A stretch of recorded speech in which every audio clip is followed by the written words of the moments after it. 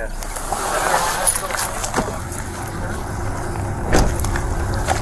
It's on some chart right here, they're saying. Truck, there was a truck that must have backed up right here, let's say, right? Okay. Is that okay? Back up, please. Back up. Back. Oh my God. Okay, back up, please. Back up. Officers report to a seemingly routine traffic incident in Moses Lake, Washington. What no officer on scene realizes is that this encounter would be the start of a terrifying investigation, leading to the most dark and twisted body cam footage we've ever shown on this channel. But if you want justice... I already know who did it. Listen to me, please! Get out of your car and come get my kid. Put him in cuffs right now. Don't say anything right now. We don't know. Dad, did you do it? Look at me! Dad, did you do it?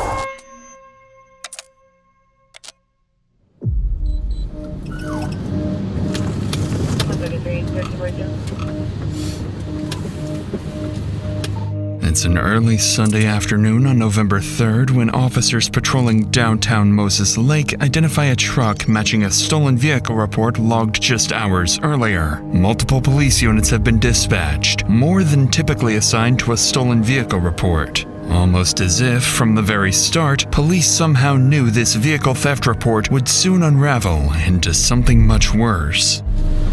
145 Mac. We're slow rolled in.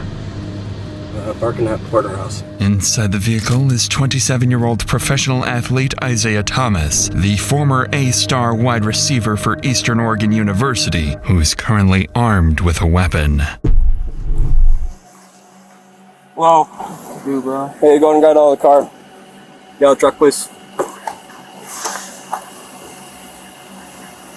Here's what happened. The truck was reported as stolen. Whose truck is this? You talk to me, man. It's my truck. It's your truck? Yeah. Okay. Do you have your ID, registration? Just go ahead and turn it off, please. I apologize if it's your truck, but it wasn't registered in your name, man. Yeah, I know. Okay. There's ammunition in the front seat. Okay. Okay. Why don't you chill out, bro? Everything's gonna be okay. All right, man.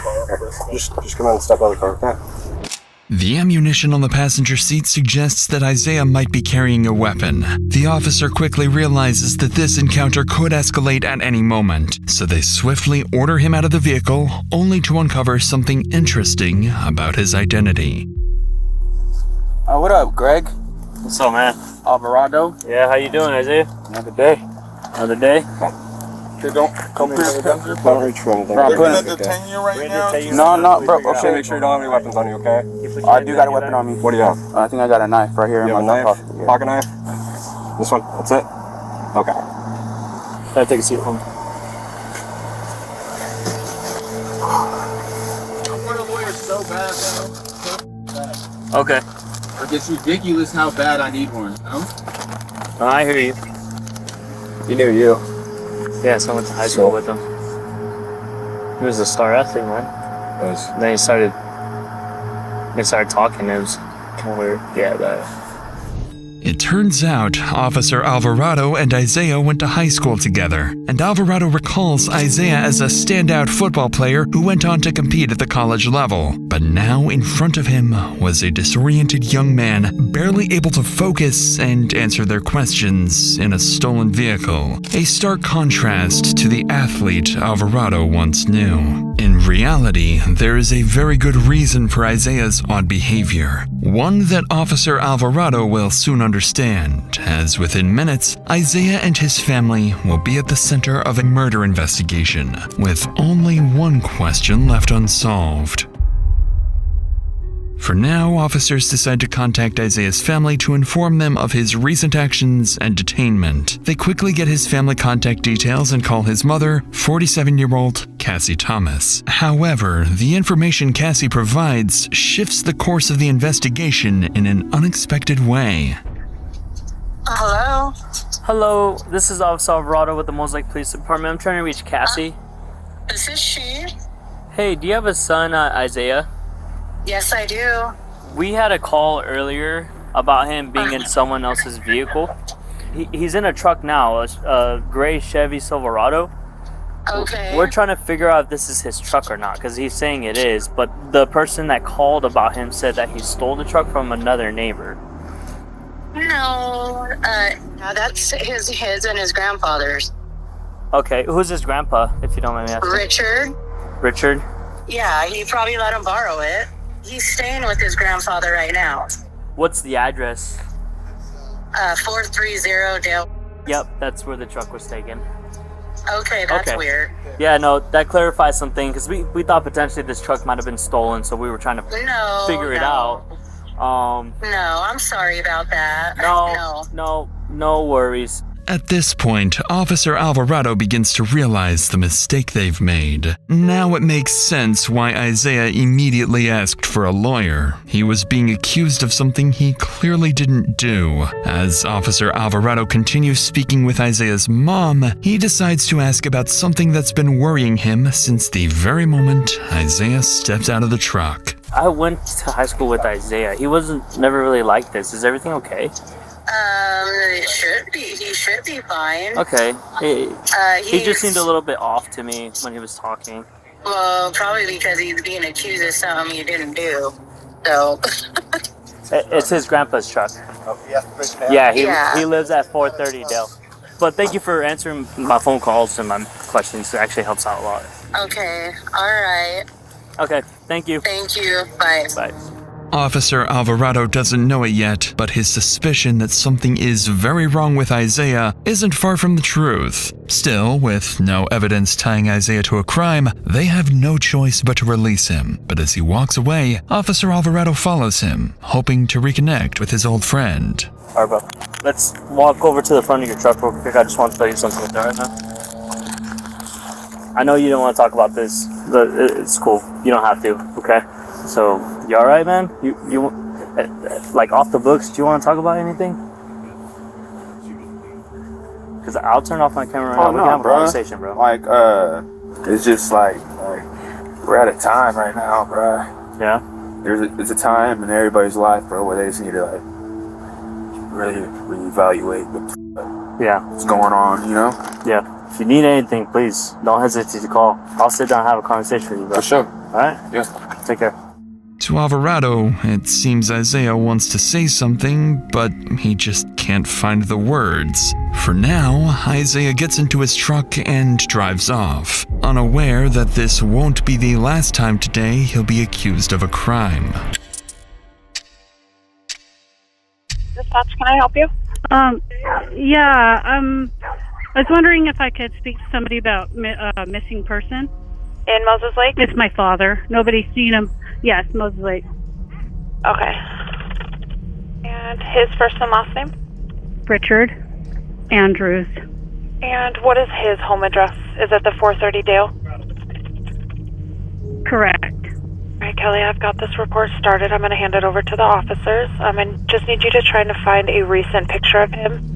And if you hear from him or anything changes before they contact you, go ahead and give us a call back and let us know, okay? Okay.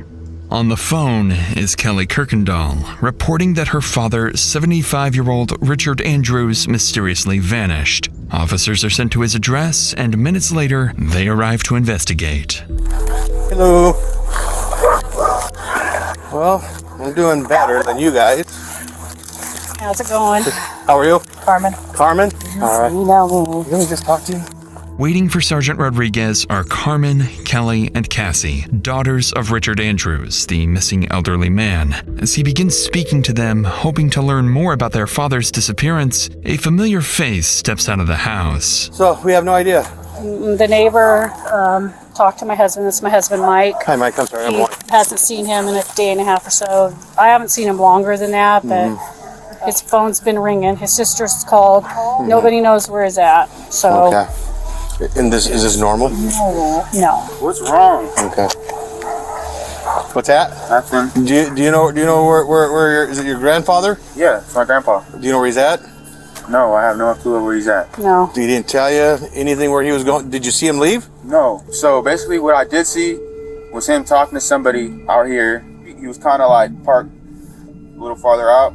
Like he pulled off to the side a little bit. They're talking in the window. I looked down. That's it. He did tell me that he was going up to the res, but I just got confirmation from Greg, right? But he's not there, so I don't know. Which res? Colville. Colville? Yeah. Okay. Yeah, he has property up there, but we already put a phone call up there, and they said nobody's there. About what time was it when you saw him last? I don't remember. Was it morning, afternoon, night time? It was afternoon. Afternoon? It wasn't like late afternoon though. Okay. Alrighty. While officers are surprised to be speaking with Isaiah and his mother Cassie for the second time that day, their priority right now is finding his grandfather, Richard. With the timeline now established and Isaiah believed to be the last person to see Richard, Sergeant Rodriguez turns his attention to him. But as their conversation unfolds, he begins to notice something strange about this family. Isaiah, you said you saw him about a day and a half ago? And that would have been, yesterday afternoon sometime or the day before? Yesterday, no, not yesterday. Was that a day? A day and a half ago. So Friday, today's Sunday. Friday. So, yeah, bro. So November 1st. Smoking the weed, bro. When you saw him, what were you doing? What was going on with that? Right there, smoking. Okay, and where was he? Right there, talking to that guy. And then I looked down, boom. And then that was that. Okay, Like, Was it weird for you that he wasn't here or anything like that? No. Okay. He'd be gone for weeks.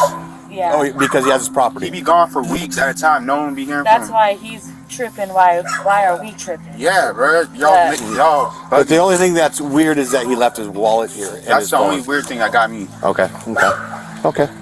But it's not. That's very strange to me. But it's normal for him to be gone weeks at a time. But not. But we know where he's at.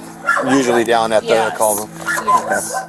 What stands out to Rodriguez is how differently the family reacts to the disappearance of their relative. While Isaiah and his mother Cassie suggest that Richard's absence isn't especially unusual, with Isaiah even casually smoking weed, his daughter Kelly sees it very differently and appears genuinely concerned for her father in a way the others do not. That's when Isaiah's father, Anthony, arrives, bringing with him the breakthrough they've been waiting for. Yeah. What you're talking about up there? Yeah. So You need to go down to a shop and take some pictures down there. To me, it looks like there's something going on down there. It looks like some burnt shit that's laid out there and some. Where's his shop? His shop's down in the valley. you know where the motorcycle shop is?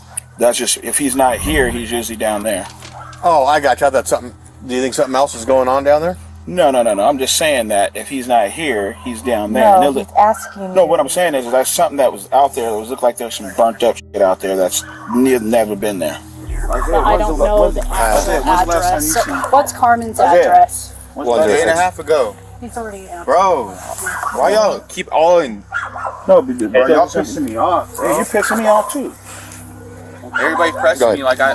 No, it's okay. You're the closest thing to him. Okay, the and last I person told we you. have seen. That's why. So Alright, I'm not gonna get. no need to get frustrated about it. I have to keep repeating myself. Would you be able to take one of my officers down there to where his shop is at? Yeah. Just so that way we know exactly what we're talking about. Right. And so that way if he's there, that's great. Right. Do you remember what he was wearing, Isaiah? I do not recall. Because that's part of the report that I'm taking, so I can enter it into the system. I'm not bugging, bro. Okay, I know. I'm just letting you know. Gray slippers, I think. Okay, well we leave that. No, those are in the house. So you need jewelry? Jewelry. No. You don't wear jewelry. Yeah, hold on. Let me. I'm sorry. Let me talk to him. Thank You you. don't wear jewelry. Okay. You want to have him follow him? Yeah. So, because we don't know the exact address, if you want to follow Anthony down to his shop down in Cascade Valley. Okay. His cell phone's here, wallet's here, everything's here, dog's here. Just whatever he had on his person in his pocket is all we got. Okay. So, all right. Thank you. Anthony and several other family members head to the shop with a deputy, while Sergeant Rodriguez stays behind to gather the remaining details. As he does so, he takes note of the family's statements so far, and what stands out is Anthony's frustration with Isaiah. It seems like the two of them know something the others don't, as the way Anthony questions his son sounds like he's accusing him of being involved with Richard's disappearance. Meanwhile, Isaiah is being defensive, claiming everyone is overreacting. His mother, on the other hand, remains calm, smiling, and at times even answering questions that weren't directed at her. Rodriguez notes the contrast in this family's behavior and steps away to drive to Richard's shop. But before he can go, Isaiah's mother would make a horrifying statement, one that would come back to haunt her. So I'll get this logged in, and then if you guys have anything, give me a call. Get out of your car and come get my kid. Put him in cuffs right now. Don't say anything right now. We don't know. Okay. So yeah, let me know. Okay. Thank you. Those statements are coming from Isaiah's mother, Cassie, as she approaches the officer just out of frame. In a sudden shift, Cassie tells the sergeant to arrest her own son, catching him completely off guard. Just moments ago, she hadn't seemed particularly concerned. Now she's adamant that Isaiah is guilty of something. It's a sharp change in behavior, one that leaves officers wondering if Cassie knows far more than she's letting on. For now, the sergeant doesn't fully understand what Cassie's implying, but in the next few minutes, her urgency will make a lot more sense. By now, Anthony is on his way to Richard's shop, just 2 miles from the house, with a patrol unit following closely behind. And as the first deputy pulls up to the shop, he notices several other family members have also gathered. Expecting to find a lead on Richard's whereabouts, they would instead uncover something no one was prepared to see.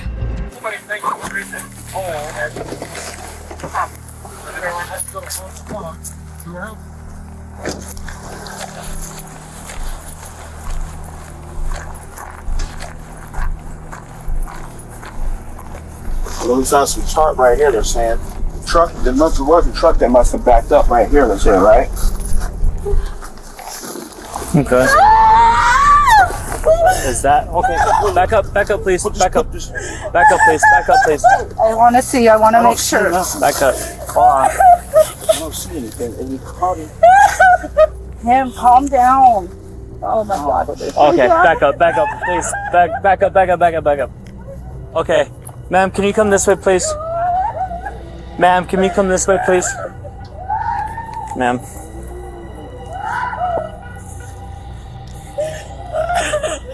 (141) mag. I need 106 to my location.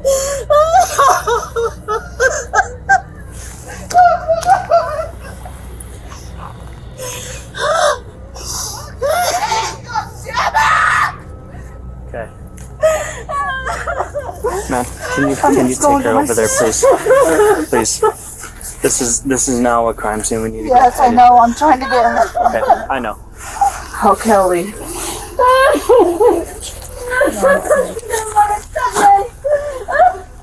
Sarge, he's buried in the ground. There's someone buried underneath the ground. Buried in a shallow grave in the front yard of his own shop lies the dead body of 75-year-old Richard Andrews. Richard's daughter, Kim, is the first to see him. She recognizes her father immediately, revealing part of his leg with the same jeans he always wore. It's a horrifying discovery for them to make. Even the deputy is shaken and unable to control the situation on his own. But as he observes the family, something about it feels off. By the time he arrived, the family had already begun digging, and within moments of uncovering Richard's body, they started pointing fingers, fixating on the one person they're convinced is responsible. I'm not moving right now, I can't. Okay. Don't touch me. Do you want me to help you? No. Don't touch me. Okay. I knew this was gonna happen. That was it. His son, my sister's son that's at their house right now did it. And the gun's probably on the bed. It's a rifle that's laying in my mom's bedroom on the bed. And he has mental illness. So we're having the county respond, okay? And their supervisor is gonna come, and they're probably gonna set up a containment, okay? Please, I just ask that you guys try to cooperate as much. I can't make any promises. No, we're not leaving. Okay, well, ma'am. I'm not calling her right now. Is somebody over there getting that little psychopath? Hold on. If you want to do what's best for No, what I want to Richard do right now, is go to my okay? dad's house. I just need you guys. Do something. Please don't, okay? I just need you guys to at least try to have some understanding, okay? And I want you guys to listen.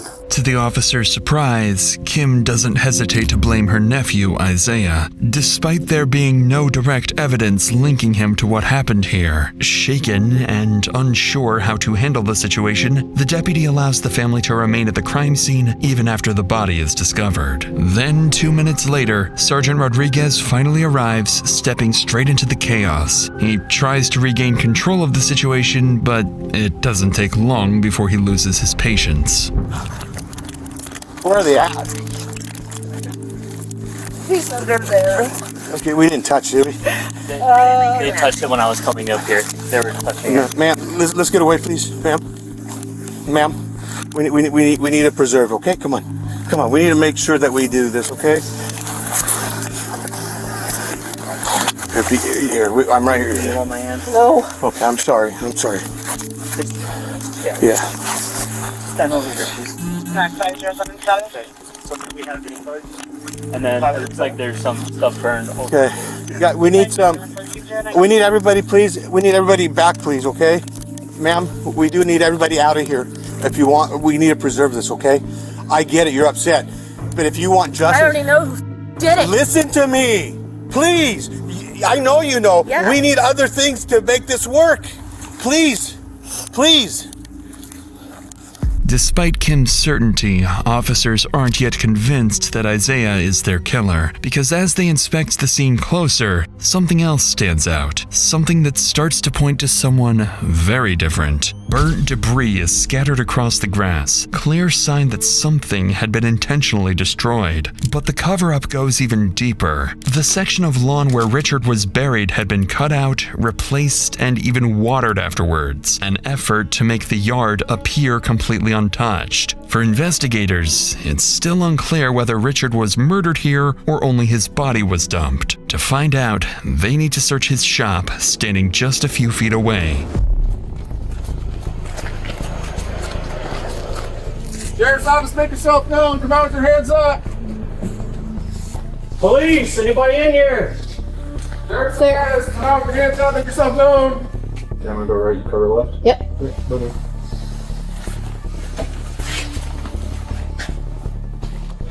You want to bump up to that door? Good. Got it? Clear.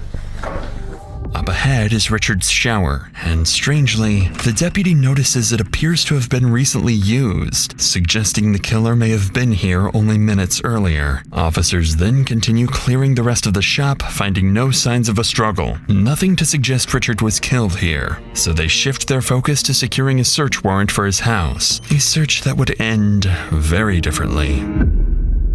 As officers begin to regain control of the chaotic scene, Richard's daughter Cassie arrives, the same woman who had told the sergeant earlier to arrest her son, Isaiah. Why she accused him before the body had even been discovered is now a question detectives need to answer. But first, they have to break the devastating news to her. Yeah, we can't. I know. I'm sorry. I need to see. No, we can't. We're gonna. I just need to see. Just go around that way.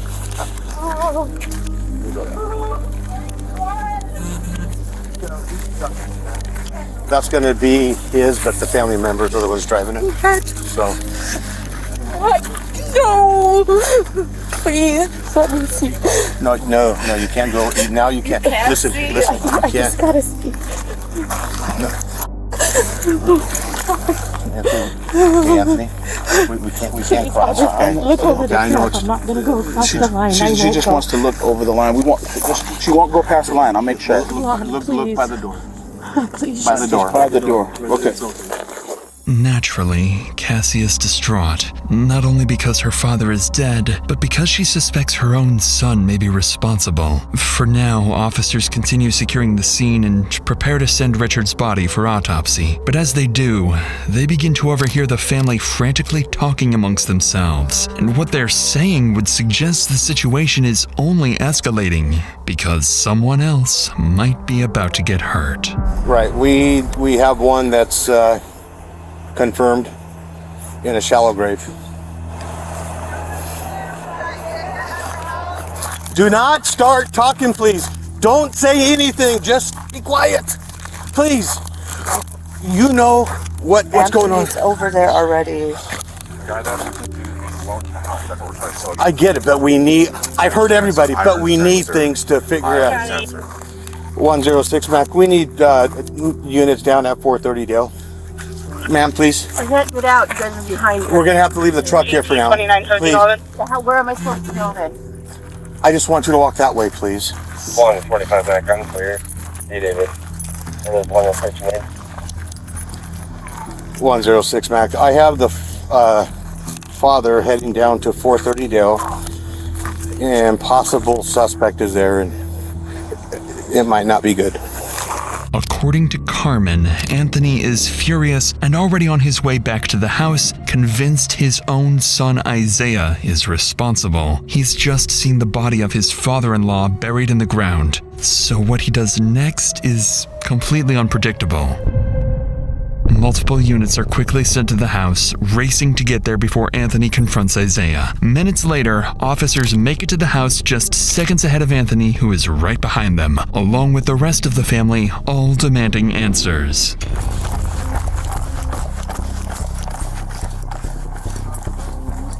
Let her get her pint, David. Be on the back. Nope.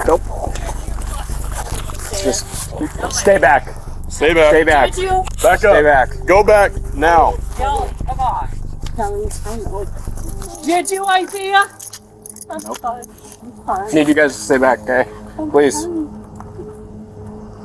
Just to the left. Secure him in your car. Thomas. No. Frisk him for weapons, please. Dave, did you do it? Please stay back, sir. Sam, did you do it? Look at me. Did you do it? Please. I need you to stay back, sir. Did you do it, Isaiah? Look at me. Why would I look at you? Yeah, you're my firstborn. Did you do it?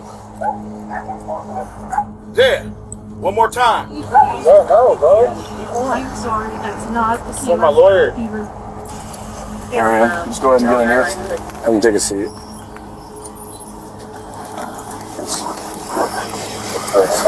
Close the door.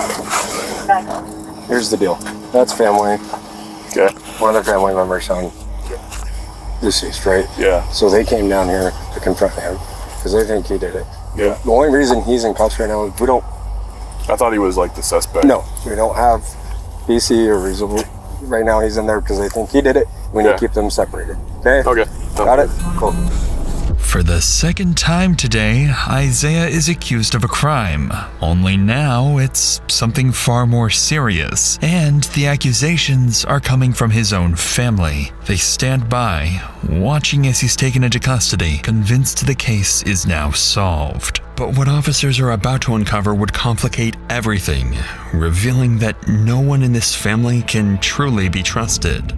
But before we get to that, I used to just keep all my money in my bank account, not really thinking it was possible to grow it without having to wrap my head around all the different investments and saving strategies, but then I realized there was a much simpler way. That's where our video sponsor, Chime, comes in. Chime is America's #1 choice for banking that makes saving simple, especially with their high-yield savings account. Whether you're saving up for a new purchase you wanted for a long time or for a weekend trip, Chime makes it simple. See, the national average savings rate is 0.39% APY, which is basically nothing, but with Chime's high-yield savings account, you earn 3.75% APY, about 9 times the national average. To put that into perspective, if you had $10,000 in a regular savings account, you'd earn about $39 in a year, but with Chime's savings account, that same money earns $375 in a year. Chime also takes the thinking out of saving. You can automatically send part of every paycheck into savings or turn on roundups so every purchase automatically adds a little more to your account. There are no monthly fees or minimum balance requirements, so more of your money stays yours. And unlike some savings accounts, your money isn't locked up. You can access it anytime. Chime Card also gets you 5% cash back on a category of your choice, which helps on the spending side too.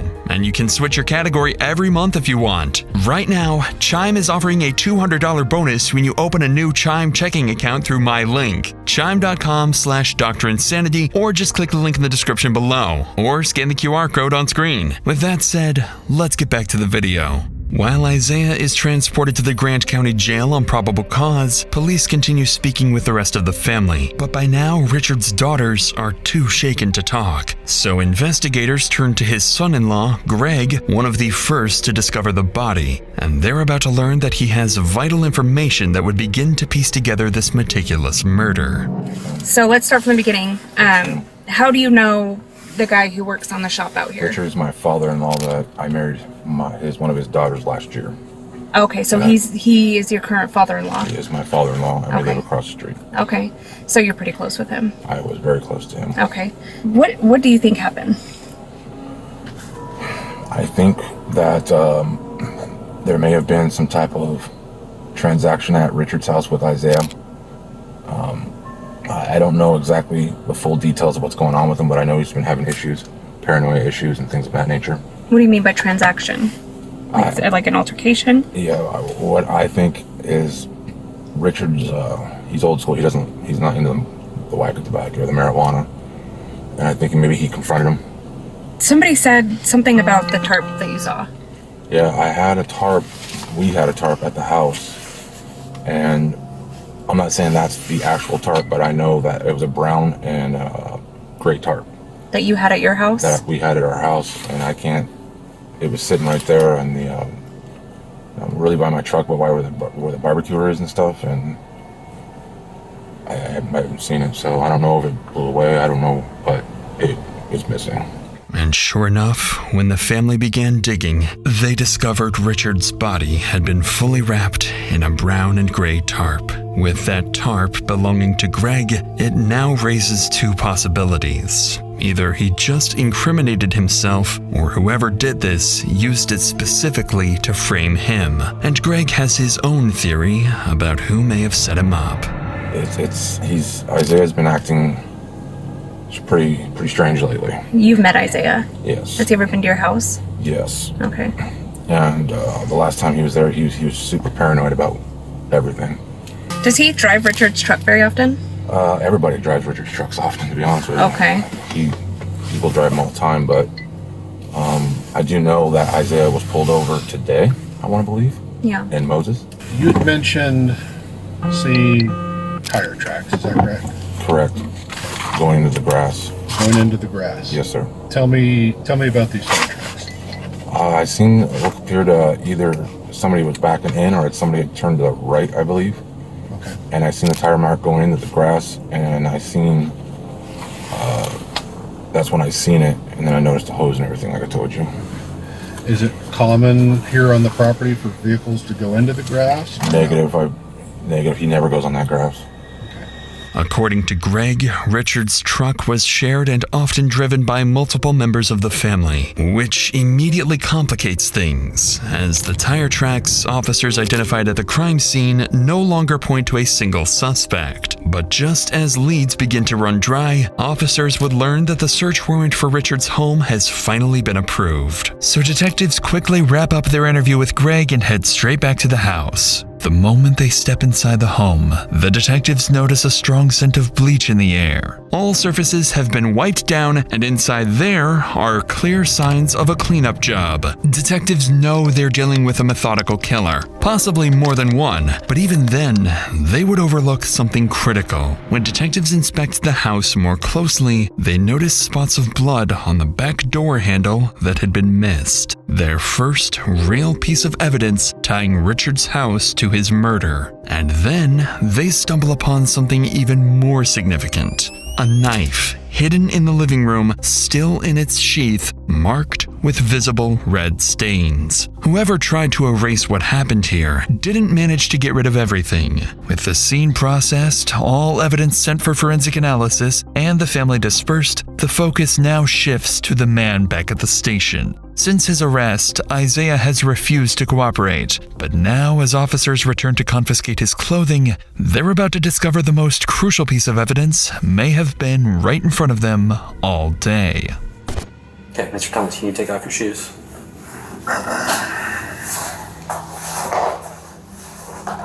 And then take off your sweatshirt. Bruh, it's hell cold. Okay, I'll try to get you another blanket. You got 2 blankets there. I'll try to get you another one. Oh,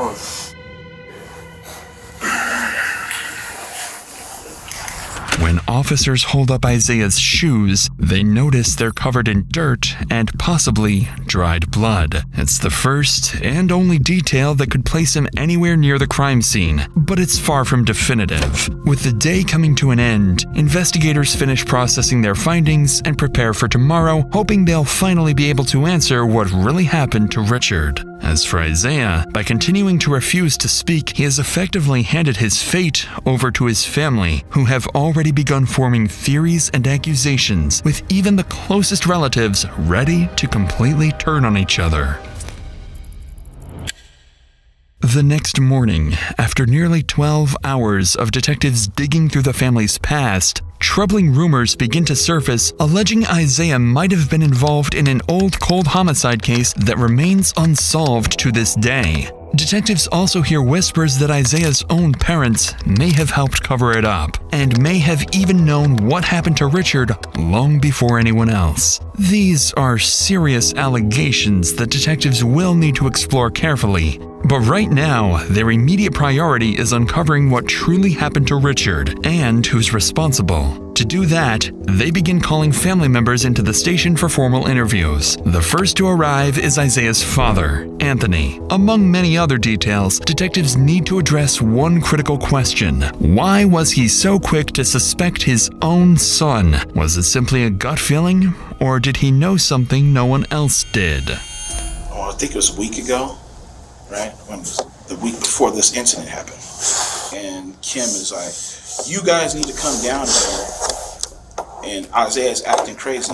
We go down there and we walk in the house. And as soon as we get in the house, he's like, he has this big bag of weed that you could tell that he got from like the dispenser or whatnot. Mm-hmm. It's big. On my eyes, it was about this big. Yeah. What the f are you doing here? Like, this is what you kicked me out the house for, right? I was like, yeah. He says, what the f are you doing here? This has nothing to do with you. And I was like, listen here, man. Your aunt was scared because you're wilding out up in here.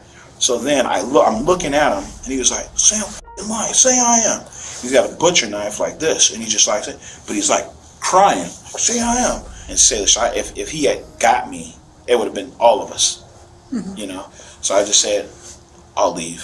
Where did I mess up, as a father? Did I do something wrong? Like, what did I do? Because this is not you. And he was just like, you're the best dad ever, man. I couldn't ask for a dad, man, better than you, man. It's kind of like, you did everything right. You're a great dad, man. And then Kim's like busts out crying, and then he's just like, get the out of here, motherfucker, before I kill you. Naturally, this account from Anthony catches detectives off guard as they realize the incident may have foreshadowed everything.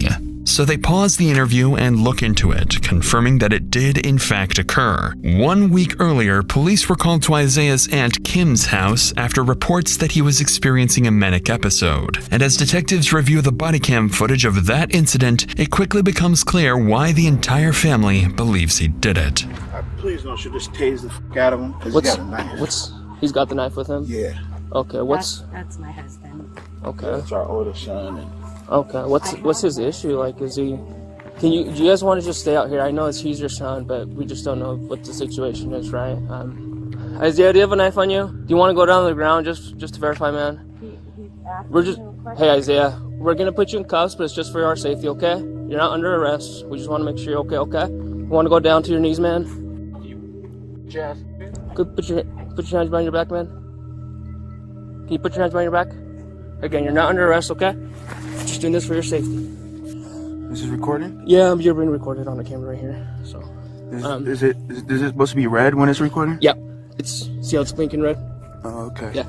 Okay. You want to walk over here to our car, man? We're gonna have to figure out what's going on and then kind of just go from there, okay? When officers detain Isaiah, they find him in tears, struggling to hold himself together. And as they pull him away from his family, he's about to tell officers something unexpected about himself. What's going on today? I'm just going through a lot of shit right now, so. Okay. Do you have any plans to hurt yourself or anything like that? Nah, not. I mean, I guess everybody do, but I mean. Do you have any plans to hurt yourself today? Nah, not today. Okay. But this past week. Just having a rough time. Yeah. But it's all good, bro. I'm bounce back, bro. I'm going to shake back. Yeah, but it's all good, bro. I'm gonna shake back again. Yeah. And again. And again. Do you want to go to the hospital or anything And like again. that? And again, huh? Do you want to go to the hospital or anything like that? Nah, bro. It's good. Like, I'm good. So what was the deal with the knife? I got a swisher in there. It's a blunt, basically, and I use a knife and I split it to take out the tobacco to put my weed in. Okay. At first. Okay. But then me and my aunt started arguing and that knife was on the table, so. And you just had it already? It was already there. And we started arguing. I wanted to leave, but she just. It's not that big of a deal. I was a good person, bro. No one said you're not a good person. I've never met you. I'm just saying, bro, like. And what happened? I just lied, bro. Clearly, there is sympathy in the officer's voice as he realizes the man in front of him has been dealt a very difficult hand in life. And although Isaiah downplays the incident, in hindsight, it would read very differently. Because perhaps this was the last and only time something could have been done to prevent the tragic fate of Richard Andrews.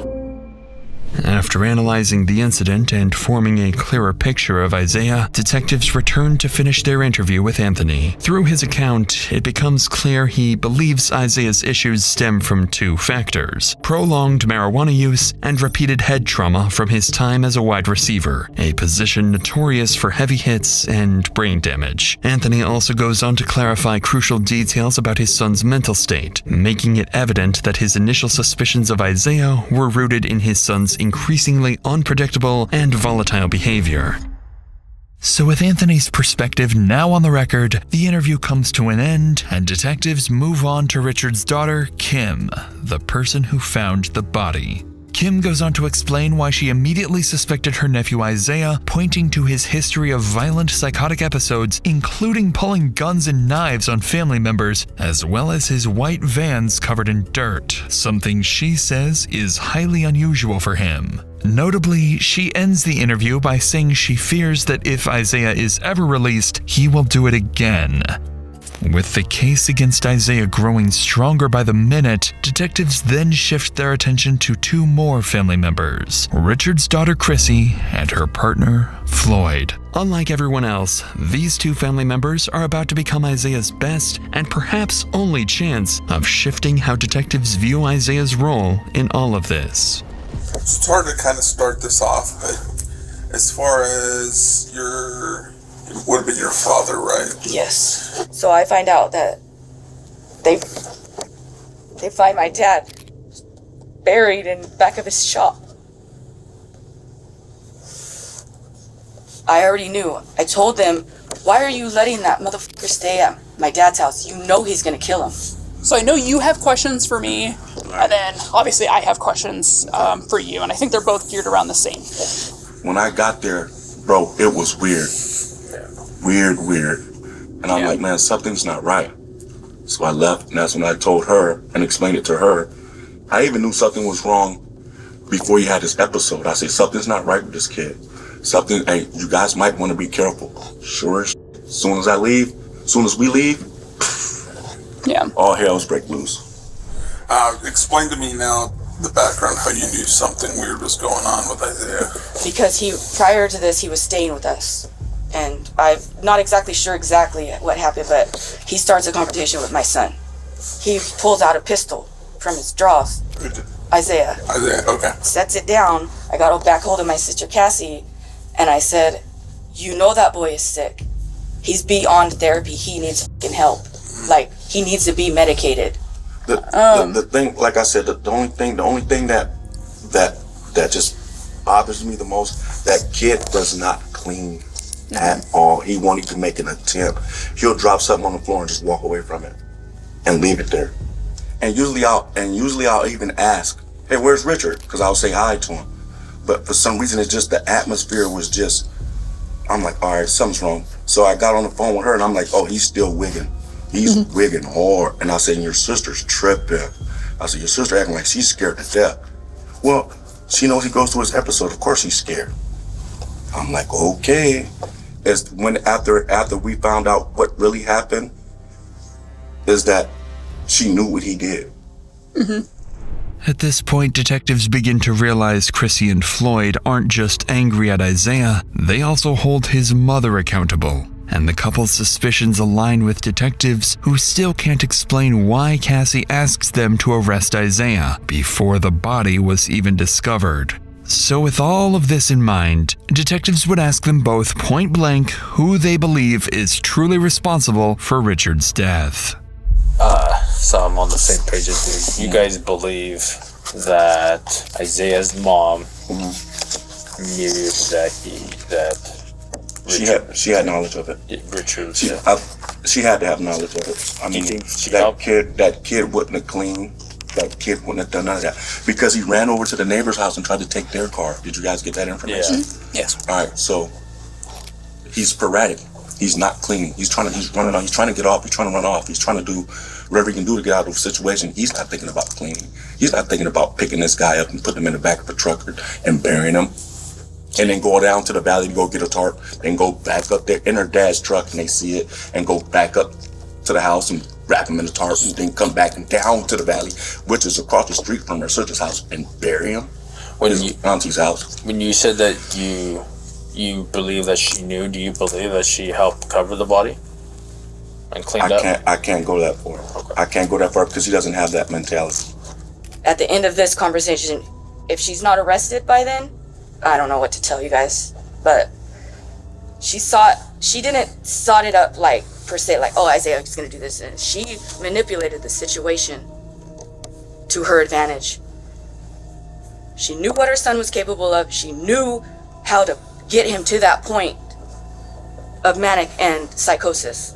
To detectives, accusations like these don't come lightly, especially between sisters. Additionally, Floyd's description of Isaiah aligns with what detectives already believe, that he's impulsive, messy, and incapable of thinking ahead. And with the next interview set to be Cassie herself, detectives understand just how much weight this conversation carries, not only for Isaiah's future, but for Cassie's as well. There's a lot they still need to figure out. Her unusual behavior outside the sergeant's car, her possible involvement in Richard's murder, and even lingering questions about a potential past homicide. But they know these answers won't come easily. They'll have to approach this carefully, waiting for the right moment to press her. And as her interview unfolds, watch closely for the moment Cassie begins to fear she's the one being implicated. There's no easy way to start this conversation. Go for it. Okay, sorry. I'll work through it. Okay. So, how has Isaiah's mental health been in the last few years? It sounds like he's been suffering.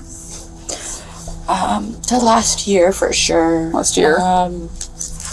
As far as like his mental health, is it something that he's diagnosed with or just something you guys started noticing? We started noticing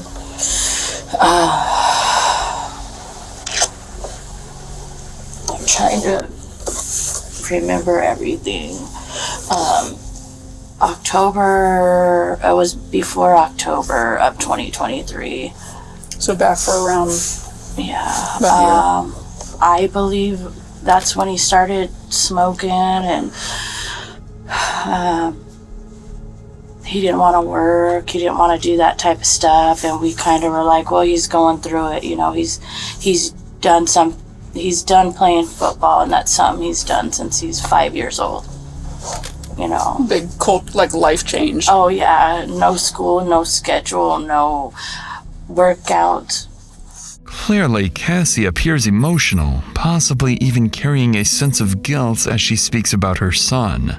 Beyond that, nothing about her behavior stands out to detectives as suspicious. But as the interview continues, she begins recounting the same incident at Chrissy's house, where some noticeable differences between her story and the rest of the family starts to emerge. I knocked on the back door. She doesn't keep her back.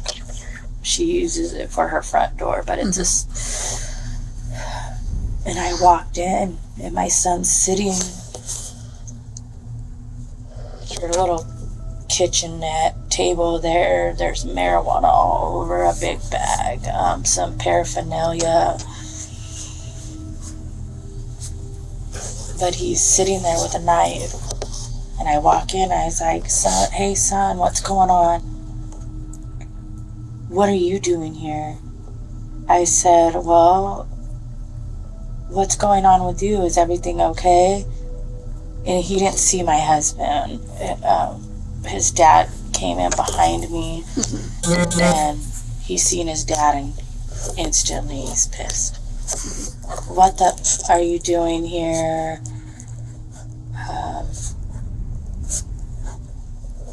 But he hadn't gotten up yet. Like, he was still sitting. Where's the knife in perspective? Like, And he's sitting and he has it in his hand. He's not. Is he like you're doing right now? So he's just sitting back in the Yeah, chair? he has it, and he's like he's like, what are you doing here? And we're still kind of standing at the door, and when he seen my husband, he got even more pissed. Who effing called you? What are you doing here? My husband looked at me, and he stood in between us, and he said, get out of here, and go call the sheriff now. While retelling the story, Cassie appears far less disturbed by the incident, despite it involving her own son. She also seems reluctant to discuss the part where he threatened her husband's life. So after a few hours of letting Cassie speak freely, allowing her to settle into the role of the victim, detectives would finally begin to push back, starting with one detail that would clearly catch her off guard. And I don't mean this question in anything, but obviously, like, at this point, I can only see certain things. Did you guys explain all of that about him pulling the knife on Anthony to the deputies? Yeah. Okay. And dispatch, too. And dispatch, she too. said, don't go back in there. But I get why they're angry with me, too. You know, that's my son. And they don't think I did anything to try and help him. And I think most of it is emotions are going to be high right now. And They'll never talk to me again. I already know that. And they've made other threats. They've also said other things too. And I don't know if you want to talk about those right now, but I think Detective Hunt is following up on that part, but the weird, vague comments about this is potentially not the first time Isaiah has done something. Yeah.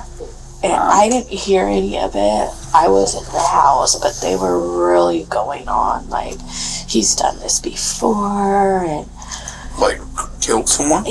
That was the implication. But she also said that my husband and I helped cover it up, and that they know the name. Tragedies like this happen, and people don't find their loved ones. At least we found my dad. Clearly, Cassie is distraught, not only at the prospect of being ostracized by her family, but also at the possibility of being suspected by detectives as Isaiah's accomplice. But there's still one more question detectives need answered, after which they'll have made up their minds about Cassie. When you went to Sergeant Rodriguez and he made the comment that it's him, you need to get him in cuffs, you need to get my son in cuffs. Why for you in that moment did you knew it was Isaiah? Where was your mindset at?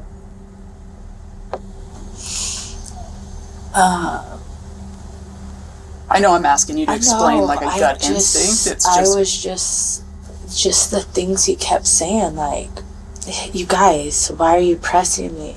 He's like, he's gone all the time, weeks at a time.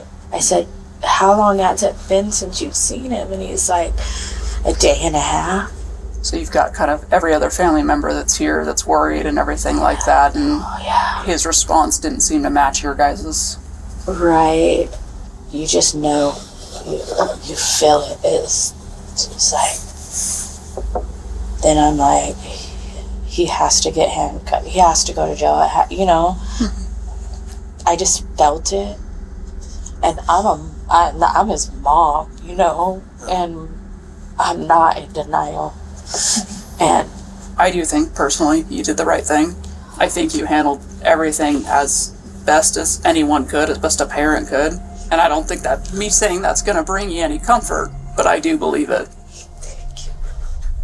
Despite her unusual behavior, the detective appears to take Cassie at her word, believing she may be genuinely innocent.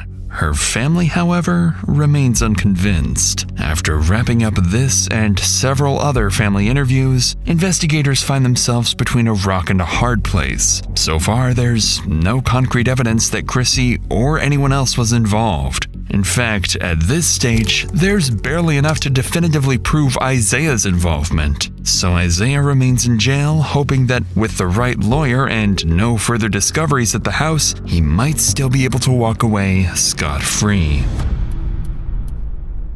1 week passes before the case finally sees an update, but it's not the one investigators were hoping for. The autopsy results have just come in. According to the coroner, Richard died at his home from a severe knife wound to the neck that resulted in significant blood loss. He also showed signs of blunt force trauma to the head, along with bruising around both eyes. His body was then dragged out and later buried in a shallow, tarp-wrapped grave at his own shop. But even with these horrific findings, it says little about who was responsible for Richard's death, other than suggesting it was someone deeply disturbed. And with every passing day, both detectives and the family begin to fear that the person or people responsible may never face justice. More than 2 months pass, and the case begins to stall. But then, investigators catch a break. They receive a major update from the jail where Isaiah is being held. So detectives rush over and meet with one of Isaiah's fellow inmates who has some very interesting information to share. We're both detectives with Mostly PD. First off, we're not here for your case. You're not in trouble or anything like that. This is about a different case that we wanted to talk to you about. With Isaiah Thomas, how does he act in there? Crazy. He's kind of like out of his mind. Yeah. What kind of stuff does he do? He bangs on the door, and then he starts screaming blood, blood, blood all night, and he doesn't let us sleep at all. Okay. So all night he's keeping people up. Yeah, he is. Does he piss people off? Yeah, he does. Okay. What have you heard as far as like his case? Well, that he killed his grandpa. Yeah. That he let his throat open. Okay. And that before he killed him, that he asked him if he believed in God. Oh, really? Yeah. What did the grandpa say? That he did. Okay. And then he just did it. Did he say why he killed the grandpa? Yeah, he was his grandpa was him. Oh, really? Yeah, since he was a little kid. Okay. Yeah. When he killed him, was grandpa trying to do something to him? Nah. Is this just he had anger towards him or something? Yeah. Okay. Sure enough, what the inmate describes aligns with key details from the autopsy, particularly the fatal wound. But even then, investigators can't be certain. The inmate could be telling the truth, or saying whatever he thinks will benefit him in hopes of a reduced sentence. But that uncertainty would soon come to an end with an update from Isaiah himself. 2 weeks after speaking with the inmate in early February, Isaiah pleads guilty to second-degree murder and unlawful disposal of human remains. On March 10th, he is sentenced to a maximum of 20 years in prison, along with mandatory mental health treatment and no-contact orders involving several family members who cooperated with the investigation. As of now, no other family members have been charged, with law enforcement ultimately concluding this was a solo actor homicide, dismissing any allegations of parental involvement. And as for the alleged prior homicide, police have so far found no evidence linking Isaiah to any unsolved cases.